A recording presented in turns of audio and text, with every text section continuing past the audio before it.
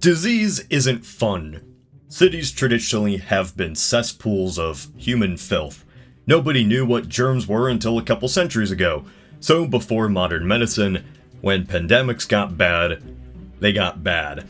And one of the most infamous pandemics was the Black Death, a global outbreak that killed roughly 75 million people in the span of a decade. Keep in mind this was out of a global population of only 450 million. When it spread into Europe, it's estimated at least a third to even half of all Europeans died in around 7 years. The ramifications of that are astounding.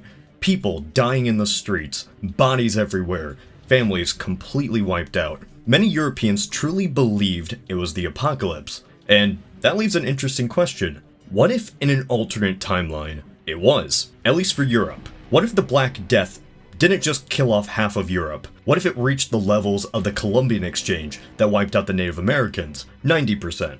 Keep in mind this is simply one possible scenario. This isn't an 100% prediction, it's an exercise of alternate history.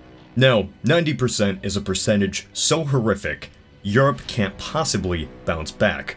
There are simply so few people to repopulate that, just like the Americas in our timeline, Europe becomes an open, sparsely populated peninsula. They simply can't sustain large, complex societies anymore. So what could happen in this alternate scenario? Usually I teach some context to catch people up who aren't familiar with the history, but the Black Death is so commonly taught that there really isn't much context needed to be said. In our timeline, the plague spread when rats from Asia came over, fleas on those rats had disease, fleas bit the people bit people, medieval zombies, just joking, everyone died. Well, half of everyone died. Everywhere except for Poland. In this alternate scenario, it is 1360, 20 years since the mysterious plague ravaged through Europe. In this timeline, the disease swept through every European city and town. There isn't anything very different about this alternate plague, it's just far larger than in our timeline. 90% of Europe's people are entirely wiped out. By 1360, there are only 7 million Europeans left, a population smaller than New York City, spanning the scale of the United States. When a population density is that low, the lands are relatively quiet, and people can't sustain these complex feudal societies anymore. Any city that survives shrinks to the size of a village. Wilderness slowly takes back areas like Rome, Florence, London. The vast amounts of the buildings are largely ruins, empty testaments to the people that once lived there, similar to the pyramids of Egypt or the Maya. Any native who survived has lived in small isolated pockets in central Poland. Western civilization is effectively dead. Christianity is a fringe religion. Catholicism and Orthodoxy, if they do exist, is either abroad or within this small Polish bubble. That's the best case. As for coastal regions who bore the full brunt of the plague, they are entirely depopulated. No more Southern Europeans, in really any size. Any sizable population is farther up north. Europe in this alternate timeline is this giant power vacuum. There is no kingdoms to raise an army and defend lands, so Europe, with its vast fields and temperate climate, seems pretty attractive to neighboring powers. The Islamic world recovers from its own plague, even if it took a few decades.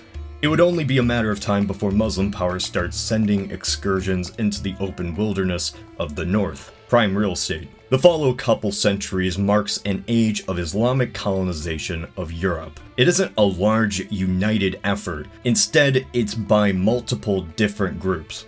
The Moors and Arabs expand into France, the Turkish Ottomans cross into Greece, sack a depopulated Constantinople, and move on to southern Europe. It's likely this territory could reach southern Germany. Battle of Vienna, look it up. The Mongol tribes then barge in from Central Asia to seize the territory of Russia, which they previously lost. This is just an interesting speculation, and they aren't too important. What should be noted is that Europe becomes a battleground between numerous Islamic groups: Turkish, Arab, and Mongol. Even with their differences, they all share Islam, the leading dominant faith in the world. Christianity and Judaism now simply fragments. Europe and the Middle East has now merged into one single form. What is the fate of the Europeans themselves They can't always live in isolation. Over the centuries, any Europeans really left either live in impoverished squalor or migrate into Muslim cities. Some convert to Islam, others don't. It really depends on how tolerant the region is they migrate to. Even then, Europeans are simply a distinct minority in the new Muslim cities.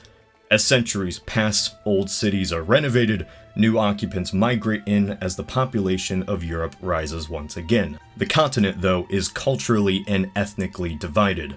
Arabs in the west, Turks and Mongols in the east. And do either decide to sail off to find new lands, say, America? Most likely not.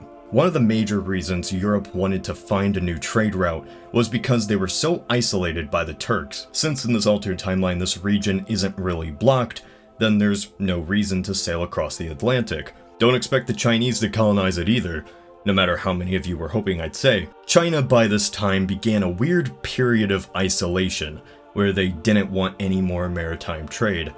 And that leaves America uncolonized for at least many centuries. There's just no drive to expand further. Europe and Africa are instead that new world for colonization. African slavery still is a large and prominent occurrence. I could go into a whole spiel about the Arab slave trade, but in this alternate timeline, rest assured, tens of millions of Africans are enslaved. Not by Europeans, but by Arabs. Does the world reach the technological level it is now? No. In many ways, it seems that Europe's path to industrialization wasn't simply an inevitable path. It was, more or less, a fluke. For millennia, Europe had kept this same model: feudalism. When the plague hit, it killed so many, those who survived demanded higher wages, undermining the social order, forcing innovation. Europe's isolation forced it to seek new routes, leading to the Americas, solidifying Europe's new step ahead, allowing for complex technological advances to operate society. It was a lightning in a bottle chance. I simply don't see this occurring anywhere else. China and East Asia chose to isolate themselves. They didn't need to innovate, so they just chose to sustain old technologies. As for the Islamic world, its golden age had died, starting a centuries-long period of stagnation. The reason for this is complex and too much for this video. Long story short, after my research, I don't think this is simply because of the region. I think this was a societal problem. Like how Europe was in a standstill since the days of Rome, the Islamic world had the same issue. Having Europe wouldn't change this, it'd simply expand it. There would still be advances in the sciences, mathematics, and philosophy, but in many different areas. I simply don't see much technological change to the stage that we're at now occurring, which really puts our world today in perspective. This is simply one scenario, there are countless others. However, the point of this video isn't purely to theorize about the what if, but to think about the history that did happen in a different light. How fleas biting people, a plague centuries ago, could lead to Europe's eventual empires, and you, listening to me right now. This is Cody, of the Alternate History Hub. This video was sponsored by Audible, an online service which has an unmatched selection of audiobooks from all your favorite novels. Their catalog allows you access to audio recordings from practically every genre instantaneously over the magic of the internet. One of the best uses, in my opinion, for it are for alternate history audiobooks, including the works of Harry Turtledove. But the book which inspired me the most to make this video was The Years of Rice and Salt by Kim Stanley Robinson. It details a world where the Black Death left Europe practically uninhabited, while other cultures moved in to take its place. You can listen to this and many other alternate history audiobooks, really anything from any genre, anywhere on a phone, computer, or tablet, regardless of whether you continue with Audible or not. You can sign up now for a 30-day trial with Audible and get an audiobook of your choice, doesn't even have to be alternate history, absolutely free. Just click on the link provided in the description below, www.audible.com/althistory. This is Cody of Alternate History Hub.